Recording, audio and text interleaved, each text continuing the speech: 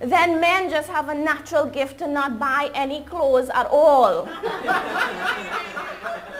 until it's holy. I mean, some men take holy to the next level. And then walk around and say, I'm a holy man.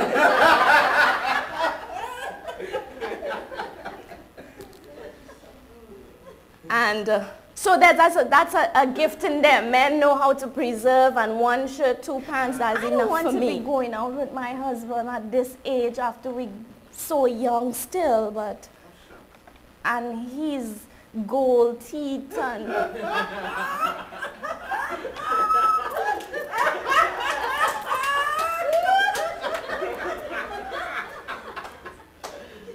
Yo, get in. Oh, you can't study, but, well, what to do, you know, and I always talking. My report card, Lisa talks too much. She could do better, but she talks too much. And if you had a mother like mine, well, Lord have mercy. Because when you come home and she see the report card, she's like, you have husband? What you talking about so in school? You have problems? Your husband beating you? And I'm there like, what? So I went back and I talked more.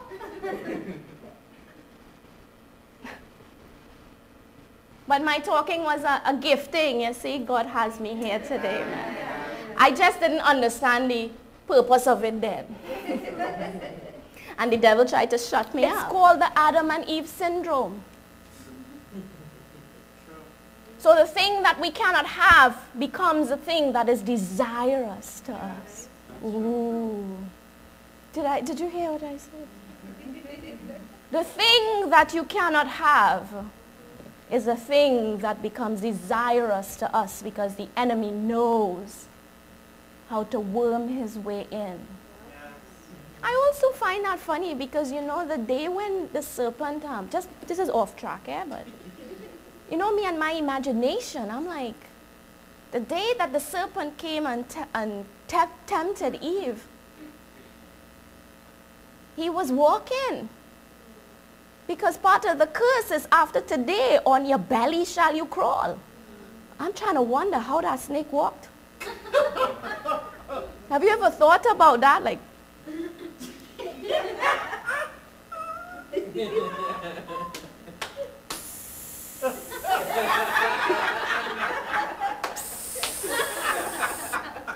so pretty much he was a real good-looking dude, perhaps. You ever see that intro? That's family.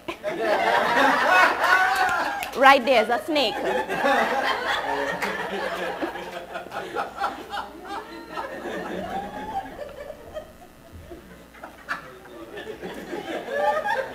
Anytime he calling you,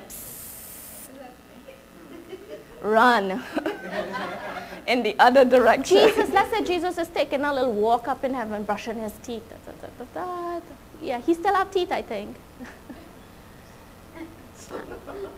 And while in his mirror, somebody gets his attention.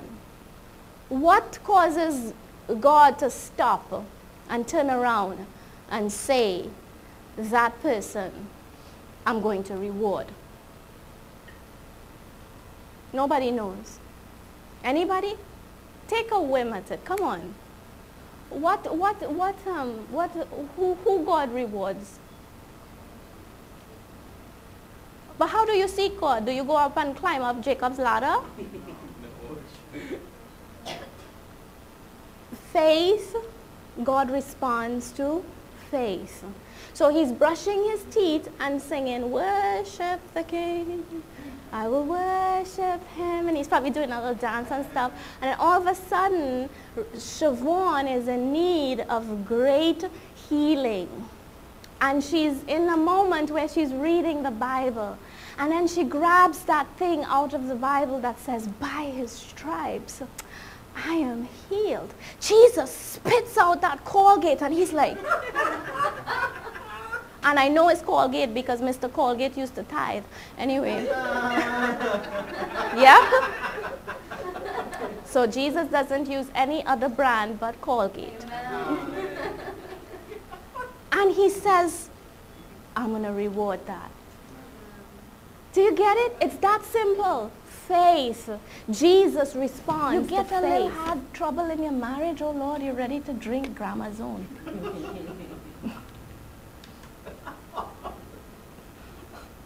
You all just do that in Guyana? We just drink Gramazone in Trinidad when we have a tabanca. I have a tabanca. Oh, your wife not cooking good, you need a sheriff. A deputy, I mean. You is the sheriff and you need a deputy. All that soca music, yeah, that's how we just sing. But anyway, what I'm saying is that a little trouble we get and we're ready to leave. Let me tell you something, marriage is not, it's not a bed of roses. Especially when you have one perfect spouse and a not so perfect one. That's very difficult. But at the end of the day, you have to count the cost. I have 2 children that's looking at mommy and daddy. And whatever they see between us is what they are going to do when they grow up. If daddy is beating mommy, son is going to grow up doing that. Count the cost. Am I going to finish? Am I going to be a present father and mother? Am I going to be compassionate and loving and be there, not just providing hours? You're working. They don't know you. They don't understand you. When you do come around them, you talk to them like they are nothing. No. That's Jesus calling.